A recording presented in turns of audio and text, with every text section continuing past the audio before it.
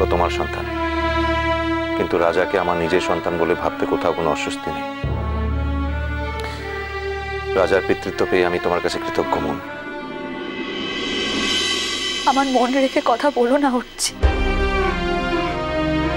একেই তোমাদের উপর আমি এত বড় একটা বোঝা চাপিয়ে দিয়েছি, তার উপর বাহার এই সিদ্ধান্ত। এখন তো মনে মনে আমার গিল্ট ফিলিং হচ্ছে। নিজের মনের মধ্যে কোনো গিল্ট ফিলিং রেখো না মন। তুমি তো জানো মন থেকে বিশ্বাস না করে আমি কোনো কথা মুখে বলতে পারি না। যেটা বিশ্বাস করি সেটাই বলি। আমি তোমার কাছে কৃতজ্ঞ যে তুমি রাজাকে অন্য কারো কাছে না রেখে আমাদের উপর ভরসা রেখে তুমি তাকে আমাদের কাছে দিয়ে যাচ্ছ। আমি কৃতজ্ঞ কারণ রাজার মধ্যে আমি তোমাকে দেখতে পাবো।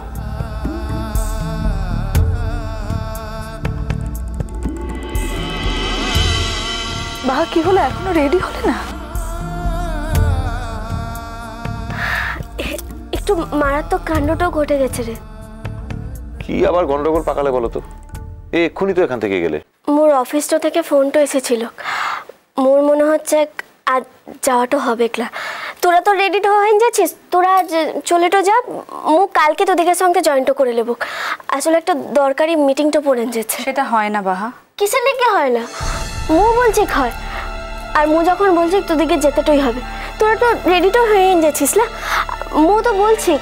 আচ্ছা ঠিক আছে, যদি মোর সাজের বেলাতে মিটিংটা শেষ হয়ে যায় মু তখনই রওনাটা হয়ে যাব। আর দিদিমণির তো শরীরটা ভালো ক্লা, সাজের বেলাতে যাওয়াটাও ঠিকটা হবে ক্লা। তোরা বরঞ্চ চলেটো যা উঠছি বাবা।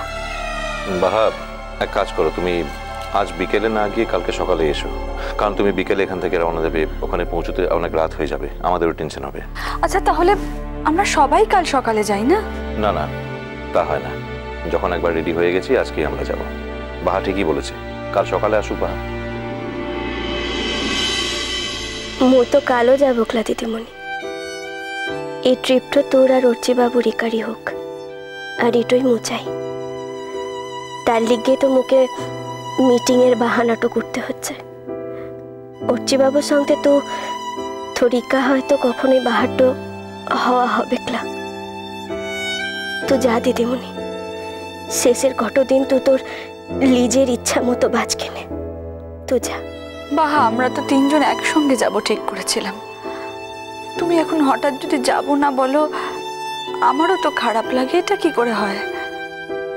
শুধাই তো আজকে রাতটাই, কালতে তো মু চলেটো যাব। তুই যখন গাটোতে ঘুরবি তখন দেখবি মু তোর পাঁচটাতেই আনছি। আচ্ছা অর্চি বাবু, আর কিন্তু দেরিটা করিস না। এবারতে রওনাটা হোক কিনে, মুখেও মিটিংটার লিগে রেডিটা হতে হবে। তুমি আমাকে দয়া করছো না তো বাহা? জীবনটা শেষ হয়ে যাচ্ছে বলে আমার কোনো ইচ্ছে পূরণ করতে চাইছো না তো? চলো মন, এবার বেরোতে হবে। আমি নিয়ে যাচ্ছি, চলো। আমি পারবো। তাও সাবধানের মার নি, চলো। অর্চি বাবু, তো দিদিমণির হাতটা ধরে ওকে গাড়িতে তোল, ওর কথাটা শুনিস না।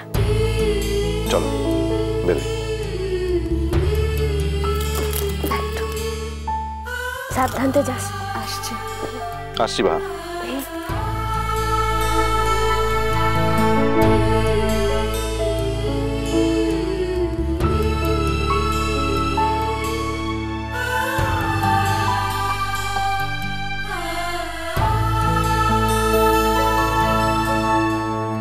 না না, শর্মিলাকে বিয়ে করাটা অন্যায় হবে কেন? অন্যায় তো নয়। আসলে তখন তো বাবুর জীবনে ত্রিসীমানায় সাজবাতির কোনো অস্তিত্বই ছিল না।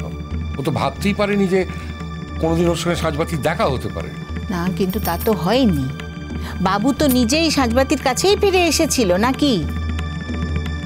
আচ্ছা, তোমার মনে আছে সাজবাতিকে বিয়ে করার সময় বাবু কি ভয়ঙ্কর আপত্তি করেছিল? নর্মালি ওই রকম আপত্তি করার তো কোনো কারণ ছিল না। তুমি আবার ভুল করছো। সেই আপত্তিটা করেছিল ওর অসুখ বলে তো। না না না, অসুখটা সবটা নয় গো। ওর মনে তখন শর্মিলার কথাও ছিল। সেই জন্যে ও তখন সত্যি কথাটা বলতে পারেনি। বলা উচিত ছিল, কিন্তু ওটাই ওর দোষ।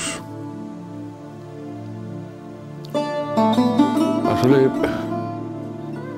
ও হয়তো সাজবাতিকে হারাবার ভয়ে সত্যি কথাটা বলতে পারেনি। বেশ বেশ, আমি মেনে নিলাম যে বাবু ওকে বিয়ে করেছিল। ওই মেয়েটা যা যা বলছে সব সত্যি, কিন্তু ওই মেয়ে তো বাবুর মনে কোনোদিন কোনো জায়গা করে নিতে পারেনি। আমার ছেলে যাকে জায়গা দেয়নি তার মনে, তাকে আমি জায়গা দিতে যাব কেন? তোমার ছেলে হয়তো মনের মানুষ হিসেবে তাকে জায়গা দেয়নি। এক্স্যাক্টলি কি ঘটেছিল সেটা তো আমরা কেউ জানি না। আর শর্মিলা তো বলেনি যে বাবু তাকে জায়গা দেয়নি, বরং সে তো বলেছে যে সে নিজে থেকেই বাবুকে ছেড়ে চলে গেছে। কারণ হিসেবে সে বলেছে যে বিয়ের পর বাবু সবসময় ওর সঙ্গে সাজবাতিকে নিয়েই কথা বলত। এখন ভেবে দেখো, একটা বিবাহিতা মেয়ের পক্ষে এটা কি খুব সম্মানের? কি স্বীকার করবে কি?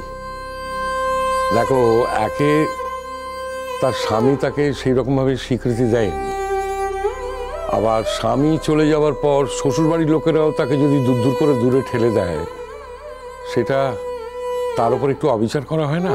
শোনো, আমাদেরও তো একটা সমাজ আছে। সেই সমাজের লোকজন কি বলবে বলো তো? তারা তো সবাই এত কিছু কথা বুঝতেও যাবে না, শুনতেও যাবে না। তারা বলবে ওই ছেলেটা ওইরকমই ছিল। আর আমার মরে যাওয়া ছেলে সম্পর্কে ওই অত অকথা কুকথার লোকজন বলবে, আমি সেটা কিছুতেই মেনে নেব না। শুধু লোকে কি বলবে, লোকে কি ভাববে, এই জন্য তুমি তোমার পুত্রবধূ, তোমার নাতনি তাদের দূরে ঠেলে দেবে? শর্মিলার কথা না হয় বাদই দে আমার। হ্যাঁ গো, ওই মেয়েটা সেজুতি, সে তো তোমার ছেলের সন্তান, আমাদের বাড়ির মেয়ে। তার প্রতি তোমার কোনো দায় নেই? আমি কিছু বুঝতে পারছি না, আমার কেমন জানি সব গুলিয়ে যাচ্ছে। কি মুশকিল, বুঝতে যখন পারছো না তখন খামোখা চেষ্টা করছো কেন? এতদিন যার উপর নির্ভর করেছিলে তারপরে নির্ভর করো না। তোমার স্বামীকে তুমি আর বিশ্বাস করো না? সে কি তোমাকে কখনো বিপথে চালিত করেছে? করেনি তো। তাহলে কেন এত ভাবছো কেন? শোনো রানী, পুরো ব্যাপারটা আমার উপর ছেড়ে দাও তো। আমি যা বলছি তাই করো, তুমি ওদের মেনে নাও। তা মেয়েটা তো চলে যাবে শুনছিলাম। চলে না গিয়ে কি করবে বলো দেখি? এসে থেকেই সে যা রিসেপশন পাচ্ছে, তারপর তুমি এমন দুচ্ছাই করতে আরম্ভ করলে, সে চলে না গিয়ে কি করবে বলো? কোন লজ্জায় থাকবে? তুমি সাজবাতির কথাটা একবার ভেবে দেখেছো? তুমি কি ভাবছো সাজবাতি মুখে ওকে মেনে নিচ্ছে বলে ভেতরে ওর কোনো কষ্ট হচ্ছে না? তুমি শুধু সাজবাতির ওপরটাই দেখছো। না না, আমি ওপর থেকে দেখছি না। আমি বেশ বুঝতে পারছি যে সাজবাতির খুবই কষ্ট হচ্ছে, মনে মনে খুবই কষ্ট পাচ্ছে। কিন্তু এমন একটা মেয়ে না যে ওর ভেতরের হাজার দুঃখ কষ্টের ওপরেও সত্যকে রাখে। এখন শর্মিলারা যদি আমাদের বাড়ি থেকে প্রত্যাখ্যাত হয়ে চলে যায়, তাহলে সবচেয়ে যে কষ্ট পাবে সে হলো সাজবাতি। তা আমাকে এখন কি করতে হবে? সে মহারানীর পায়ে ধরে এসে বলতে হবে যে হ্যাঁ গো, তুমি আর চলে যেও না গো? না না না না, তোমার সেসব কিচ্ছু করতে হবে না। তুমি শুধু মেনে নিলেই ও বুঝতে পারবে। তারপরেও যদি ও ওর কাজের জায়গায় ফিরে যাবে, কিন্তু উভয় পক্ষে তো জানা থাকবে যে আমরা পরস্পরের আত্মীয়। বাবু শুধু একটাই সন্তান নয়, দুটি সন্তান।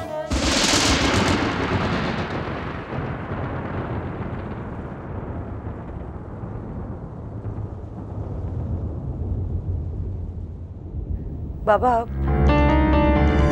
আমি তোমাদের কাছে কিচ্ছু গোপন করতে চাই না। আমি টিকিট বুক করতে যাচ্ছি।